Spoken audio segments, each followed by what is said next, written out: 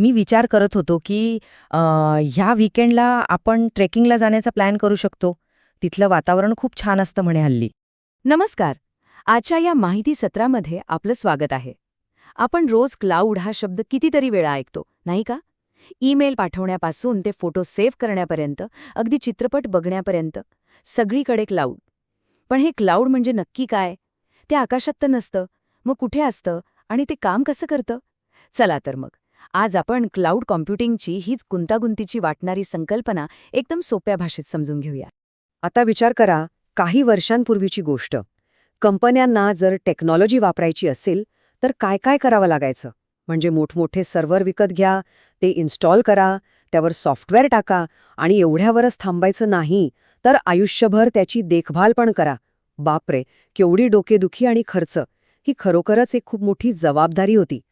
मग ह्या सगळ्या डोकेदुखीवर आणि खर्चावर काहीतरी उपाय हवा होता, बरोबर? आणि याच प्रश्नाचं उत्तर म्हणून एंट्री झाली एका नवीन तंत्रज्ञानाची, क्लाउड कम्प्युटिंग. आणि काय सांगू, याने अक्षरशः सगळ्यांच्या सगळं बदलून टाकलं. अगदी सोप्या भाषेत सांगायचं झालं तर क्लाउड कम्प्युटिंग म्हणजे इंटरनेटवरून कम्प्युटरशी संबंधित सेवा भाड्याने घेणं. हे अगदी आपल्या घरातल्या विजेसारखं आहे. आपण वीज निर्माण करण्यासाठी स्वतःचा जनरेटर बसवत नाही ना, आपण सरळ वीज कंपनीकडून गरजेनुसार वीज घेतो. क्लाउड कम्प्युटिंगचंही अगदी तसंच आहे. म्हणजे बघा, क्लाउडमध्ये काय होतं? ॲप्लिकेशन्स, प्लॅटफॉर्म, इन्फ्रास्ट्रक्चर ही सगळी साधनं एकाच ठिकाणी म्हणजे क्लाउड प्रोव्हायडरकडे जमा असतात. आणि मग आपण आपल्या लॅपटॉपवरून, फोनवरून किंवा कुठल्याही डिव्हाइसवरून त्यांना अगदी सहजपणे वापरू शकतो. सगळं काही आपल्या बोटांच्या टोकावर. आता ही सेवा देणारे पण मोठे खेळाडू आहेत.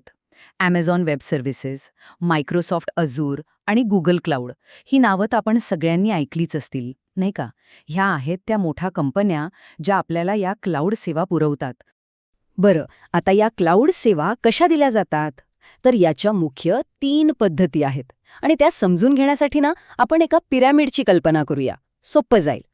आपण सुरुवात करणार आहोत पिरॅमिडच्या एकदम पायापासून, म्हणजे सर्वात खालच्या थरापासून. याला म्हणतात इन्फ्रास्ट्रक्चर ॲज अ सर्व्हिस किंवा शॉर्टमध्ये IaaS. IaaS म्हणजे काय? तर एकदम सोपं आहे. हार्डवेअर भाड्याने घेणं.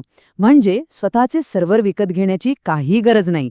आपल्याला जेवढी गरज आहे तेवढे सर्व्हर, स्टोरेज आणि नेटवर्क आपण थेट क्लाउड प्रोव्हायडरकडून भाड्याने घेऊ शकतो.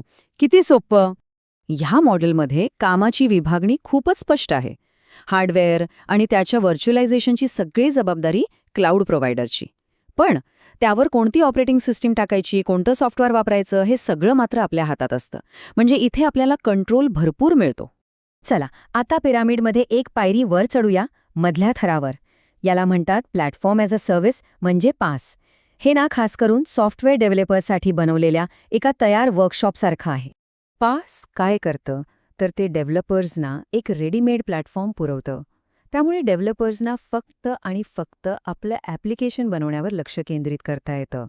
हार्डवेअर काय आहे, ऑपरेटिंग सिस्टीम कोणती आहे, या कशाची चिंता करायची गरज पडत नाही. आता इथे बघा, विक्रेत्याची जबाबदारी अजूनच वाढते. आपल्याला फक्त आपलं ॲप्लिकेशन आणि आपला डेटा एवढंच सांभाळायचं असतं. बाकी सगळं म्हणजे सगळं काही क्लाउड प्रोव्हायडरच बघतो. आणि आता आपण आलो आहोत पिरॅमिडच्या अगदी टोकावर, शिखरावर. हा तो थर आहे जो खरं तर आपण सगळेजण रोजच्या रोज वापरतो, सॉफ्टवेअर ॲज अ सर्व्हिस किंवा SaaS. SaaS म्हणजे काय?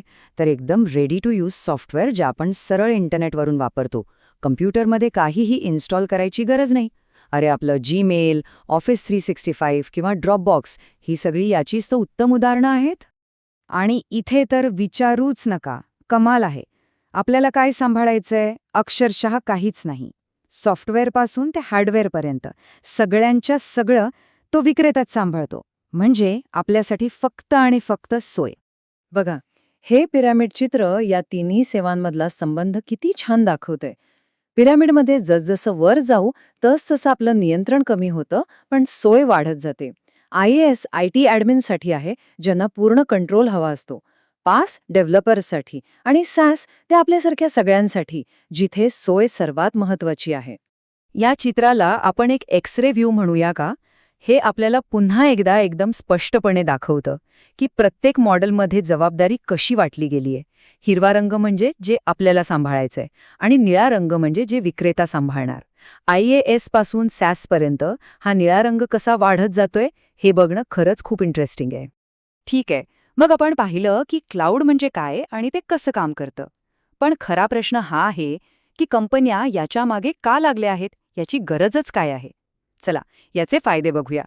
सगळ्यात मोठा फायदा तो म्हणजे पैशांची बचत. कंपन्यांना आता महागडे सर्व्हर विकत घेण्याची गरजच नाही. शिवाय गरजेनुसार कम्प्युटिंग पॉवर कमी जास्त करता येते. म्हणजे जेवढं वापरलं तेवढेच पैसे द्यायचे. याला पे ॲज यू गो म्हणतात. आणि एवढंच नाही तर डेटा बॅकअप आणि सुरक्षिततेची डोकेदुखी पण गेली, कारण ती जबाबदारी आता क्लाउड प्रोव्हायडरची. यामुळे कंपन्यांना आपल्या खऱ्या कामावर लक्ष द्यायला मोकळा वेळ मिळतो. हे सगळं ऐकायला खूप टेक्निकल वाटत असेल, पण गंमत म्हणजे आपण सगळेच या प्रणालीचा एक अविभाज्य भाग आहोत. रोजच्या वापरातलं आपलं जीमेल, गुगल डॉक्स किंवा ऑफिस 365 हे दुसरं तिसरं काही नसून SaaSचीच उत्पादनं आहेत, जी पूर्णपणे क्लाउडवर चालतात. तर मग पुढच्या वेळी जेव्हा एखादा ईमेल पाठवाल किंवा ऑनलाईन डॉक्युमेंट सेव्ह कराल, तेव्हा एक क्षण थांबा आणि विचार करा की या एका क्लिकमागे किती मोठी आणि शक्तिशाली टेक्नॉलॉजी काम करतेय. खरंच आज दिवसभरात आपण किती वेळा नकळतपणे या क्लाउडचा वापर केला असेल? जरा विचार करून बघा.